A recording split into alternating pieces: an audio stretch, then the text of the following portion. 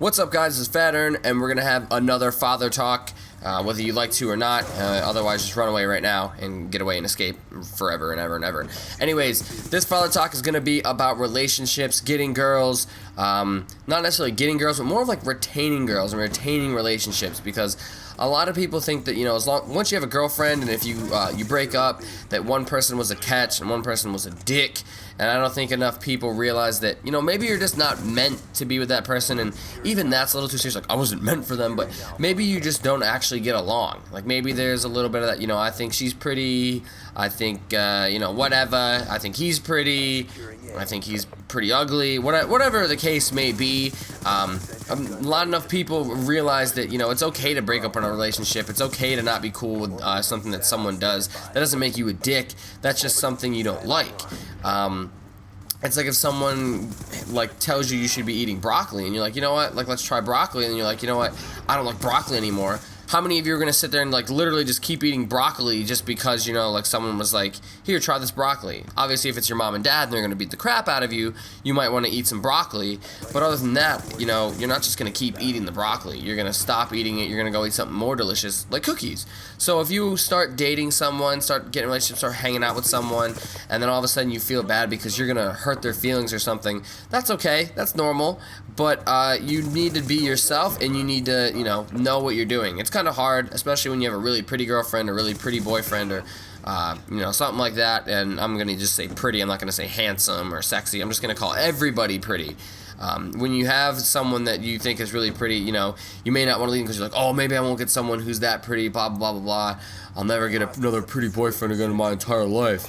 And it can be a little nerve-wracking and weird, but in terms of actual relationships, it's not good to hold on to something like that when you just know it's not good, man. When you know that even though they're pretty, that you just don't like the same things, and not even liking the same things, because you don't need to both be PlayStation fanatics. But me and my girlfriend, she likes ballet and a whole bunch of dumb stuff, and I like video games, and she loves movies. I like TV shows. There's a lot of things that on the outside are a pretty big difference. I'm pretty competitive.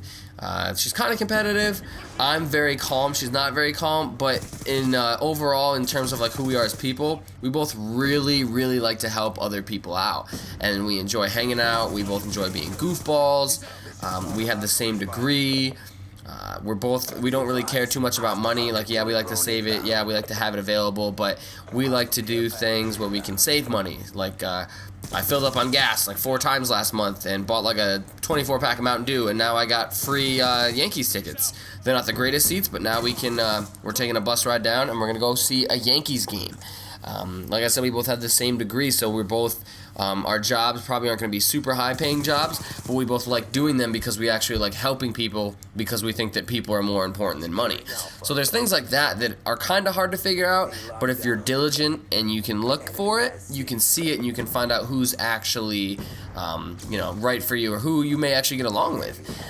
In terms of, how attractive people are, that's a hard thing, simply because sometimes you get hard when you see a pretty girl or you see a pretty boy, whatever it is. But the idea is that you find someone that's attractive, and then hopefully, they're good for you. Maybe you stumble upon someone who's really good looking, and they're just bad for you. And I've gone through that at least once, and it was just all bad. I was like, oh, this girl's really pretty, and then I just put up with stuff that you shouldn't put up with, or things that I didn't like the broccoli. I just put up with broccoli for no damn reason when I should have gotten away from it instead of eating broccoli for 2 freaking years.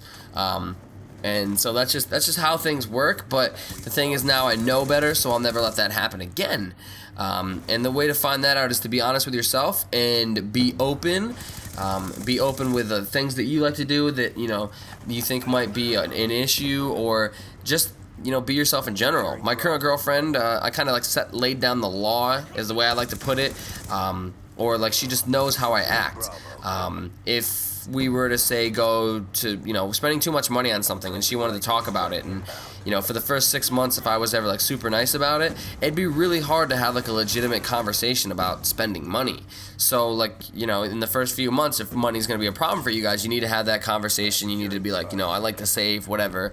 My biggest thing is actually my sense of humor and, you know, not backing down from who I am and not being sorry about it. Because once you're sorry about something, you're willing to give in. No matter how nice someone is, they're going to take advantage of it. So I've learned to be myself, as in, like, you know, I like to make funny jokes. Sometimes I make inappropriate jokes, but I don't care. This kind of, it goes back to that whole self-respect, dignity thing that we talked about last time, or I talked to you about last time. But it really ties in nicely, because if you're not yourself, and you don't know who you are as a person, the person you're dating is not going to know who you are. And if you realize that, you know, halfway through the relationship that you hate, you know, ballet, like you really hate doing things that, like, you know, you've lied about doing before, or you're really not a nice person, you've just been kind of like covering it up just so the other person will like you, that's just going to put you in a world of hurt, and ain't nobody got time to be in a relationship like that. So knowing yourself well and being upfront and honest about that is only going to make your ability to retain a relationship better. And, you know, not even just retain it, but just find out relationships you should be in. Because if you're in a bad relationship and the person you're with is like the broccoli that you hate, that's just all bad. So knowing yourself, being honest with yourself, being honest with the person that you might start dating just because you think they're a pretty boy or a pretty girl, and, you know, maybe you both like Pokemon, but otherwise she has like tattoos and she like likes to wrestle all the time, and you know, just hates people, and you love people. There's a lot of things that can go wrong, but just knowing yourself and being honest with yourself and your boyfriendy, girlfriendy, pretty person, lady, man, boy, child thing is only going to help you. Actually, my cat just ninja'd. He was right here and he's black and I can't find him anymore. Perfect. But that's a general gist on what you should, you know, my tips for relationships. You know, find people that you find attractive, find someone that you like to spend time with, find someone that, you know, usually gets along with your friends, because they usually say that, and by they, I mean pretty much everyone, you are kind of like who you hang around with, like the company you hang around with. So you should always be hanging out with people that like are similar to you, that, you know, maybe have like a similar worldview or something, and you know, your significant other will usually blend in. And I never knew this, because my first real girlfriend, it was just, like I said, all bad, man. She would basically make me feel bad for hanging out with my friends, and I felt like I had to hang out with her more often than my friends, which you probably should, but I didn't neglect her or anything, but it was like a guilt trip after guilt trip, and she didn't really get along with my friends, just a completely different person than me, and it was just all bad, and I didn't know this, obviously, because I was younger and hadn't gone through it, and this may be a little bit of weird advice for you guys, a weird father talk, because it's kind of hard to nail down and kind of hard to figure it out, but I thought I would give you guys some pointers. Respect yourself, know who you're with, you know, find some commonalities between them, and find the prettiest ones. That's all I gotta say. Anyways, final score of this game is like 57-15.